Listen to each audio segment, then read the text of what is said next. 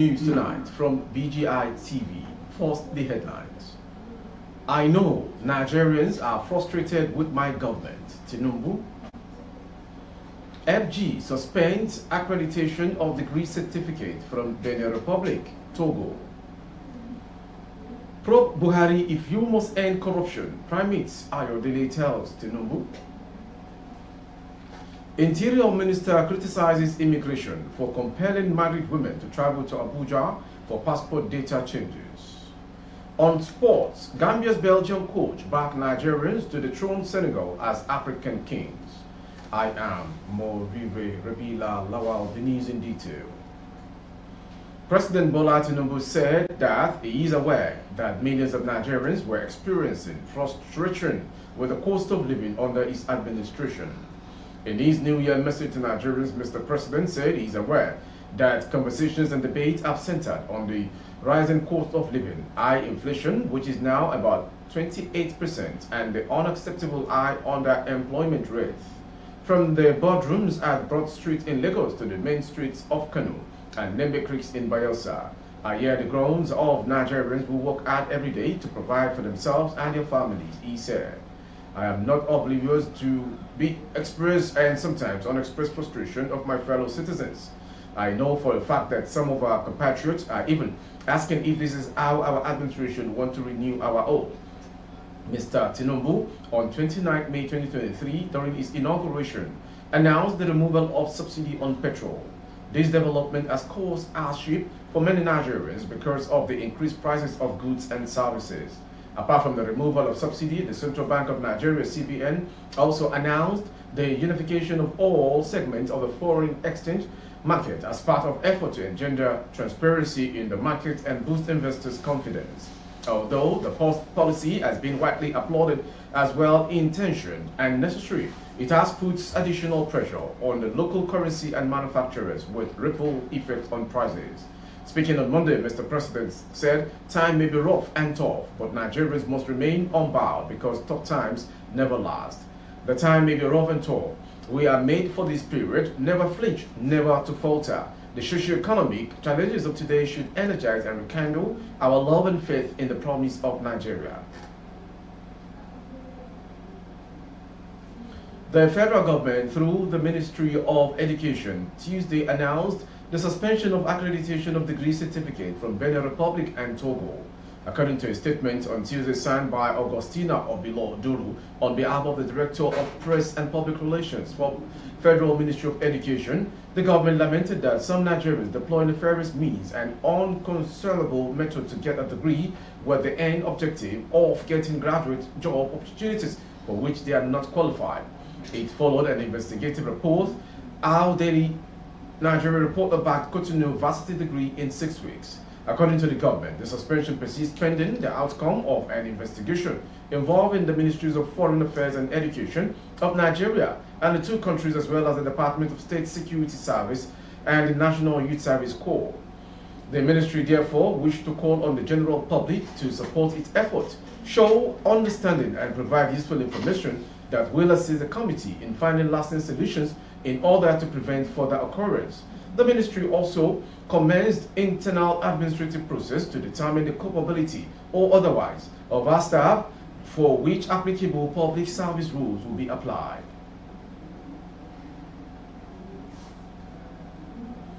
Moving on to the next story.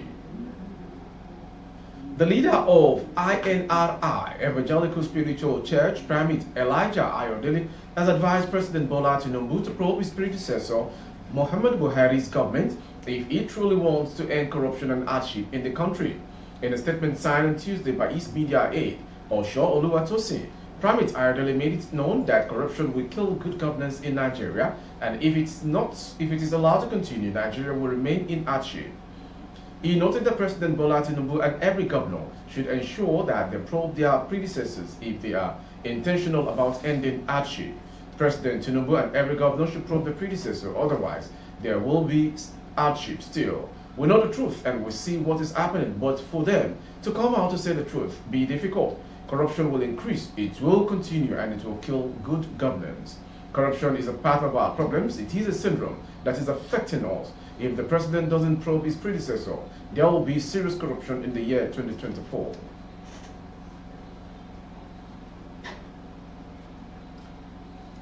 The Minister of Interior, Dr. Olubunmi Tunji Ojo, has strongly condemned what he considers undue hardship faced by Nigerians, especially married women, in the process of changing passport data.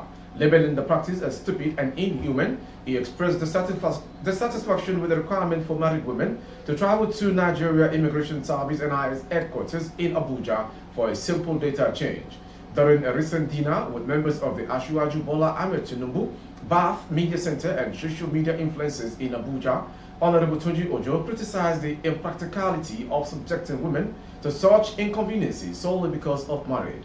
He questioned the logic behind compelling women to travel long distances from places like Kauranamuda or Enugu to Abuja for a basic name change in their passports.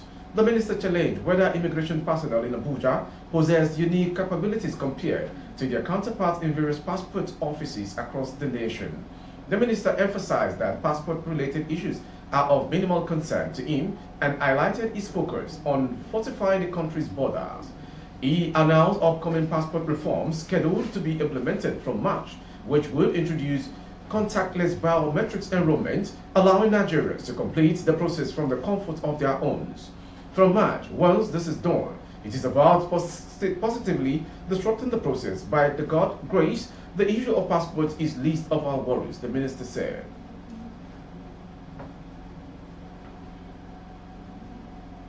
The concerned Northern Forum has cautioned President Bola Tinubu over the use of the report before him submitted by Jim Obasi, the special investigator hired to check the activities of the country's apex bank under its suspended governor, Godwin Emefiele. The group disclosed this on Tuesday in a statement signed by the chairman, Aliyu Mohammed. The statement urged the president to treat with caution because he might be blindfolded and walking in a field full of buried landmines. The statement reads, this is because Jim Obasi himself is not qualified to lead any special investigation, most especially one that has to do with finance given its antecedent. The man hired by President Bola Tinubu is at the heart of scandals that involve siphoning and squandering of billions of naira while he was chief executive officer of the Financial Reporting Council of Nigeria, awarding and procurement of contracts to self-using proxies, racketeering, acquiring luxury properties worth billions, both at home and abroad, and that his salary could never justify, and also accused of sexual harassment. Unless the president is interested in his expertise of personal witch hunts and controversies that are capable of inciting chaos, Jim Obasi has no business investigating the CBN or any other financial institution for that matter. Mr. President should heed to the action of firing Jim Obasi by his predecessor, former President Muhammad Buhari, who is known to despise and fight corruption. While the group agreed that the apex ban be probed and investigated, but not by an individual with questionable character, integrity, and a ton of corruption cases, graft and misuse of public funds himself.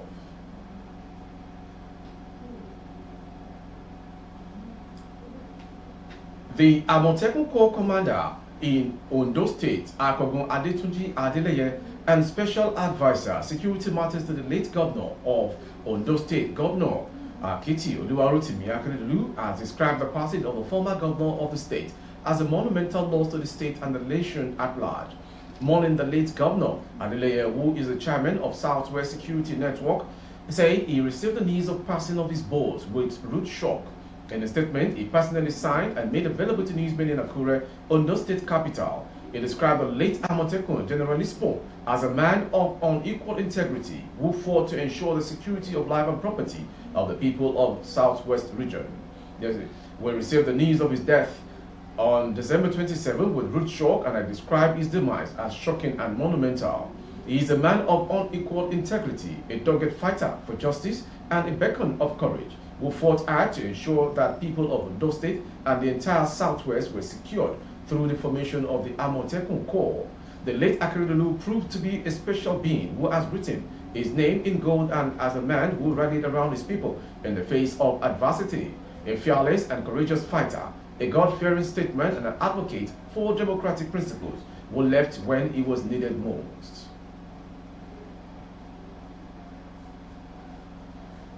The Commissioner of Police in Ogun State, Abiodun Alamutu, has described ritual killing as the most disturbing trend of criminal activity in the state. He said it is more worrying because ritual killings by nature are never done in the open except through credible intelligence before the act is committed. Alamutu disclosed this in Abeokuta in his New Year message with crime reporters. To address this, he said the command would embark on advocacy against the menace in the new year. Alamutu noted that the state remains the safest in the country, but the command is confronted with peculiar challenges, especially the new trend of ritual killings. He warned parents to caution their children to desist from any social vices, saying the police would not condone any form of criminality in the state in the new year. We are trying to level up, we're trying to be at least a step ahead of them. And the most disturbing trend now is the issue of ritual killings in the state, which by its nature is never done in the open except through credible intelligence before the act is committed, he concluded.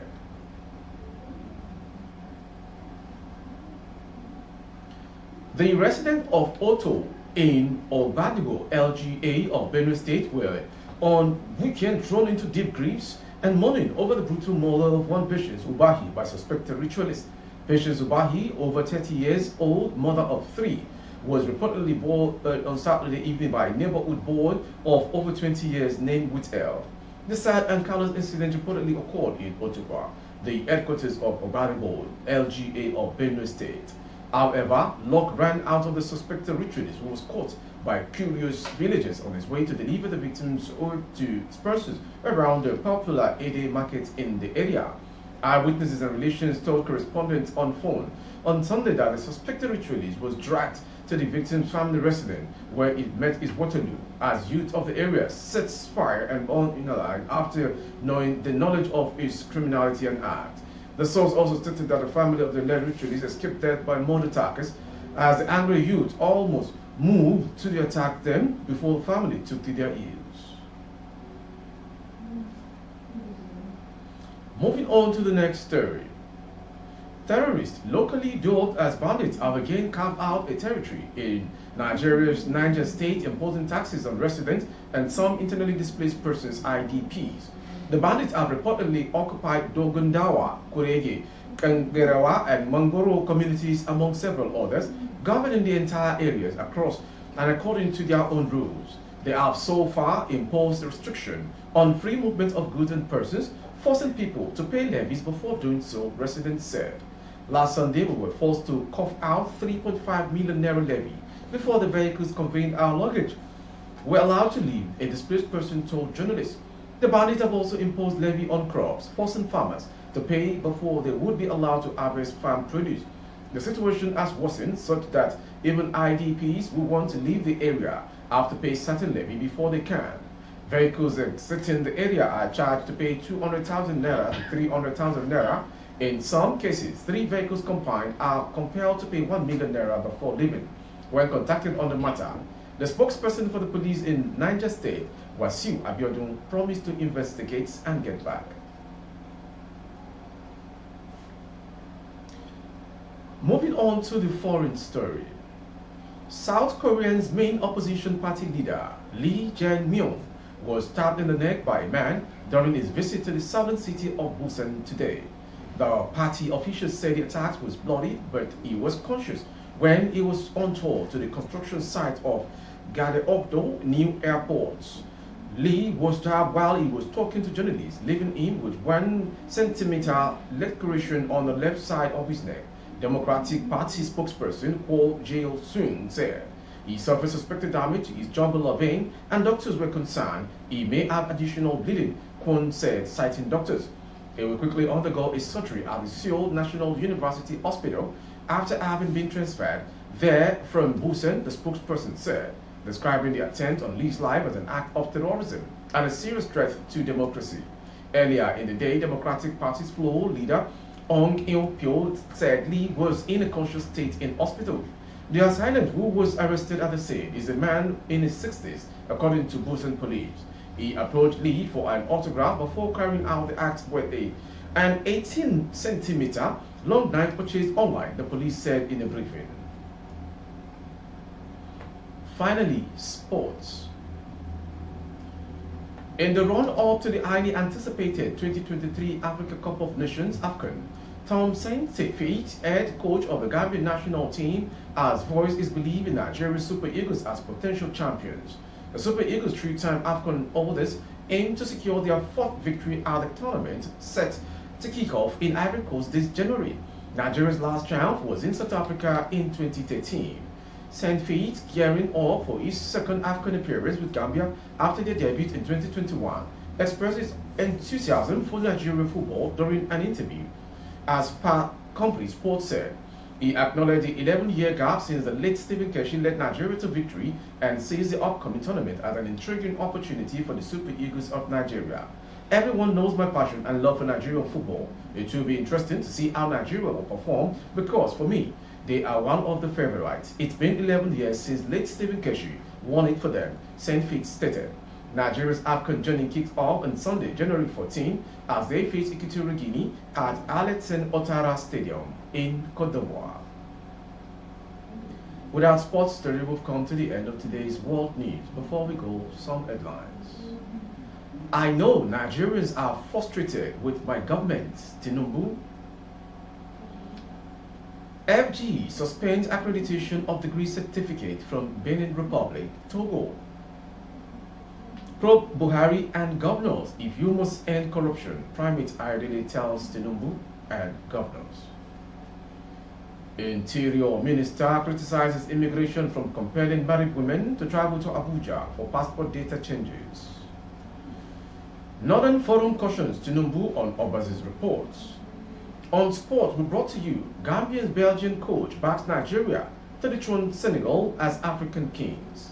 For update of our broadcast on YouTube, our handle is Babagbagede Imo Television. Kindly subscribe and click on the notification bell.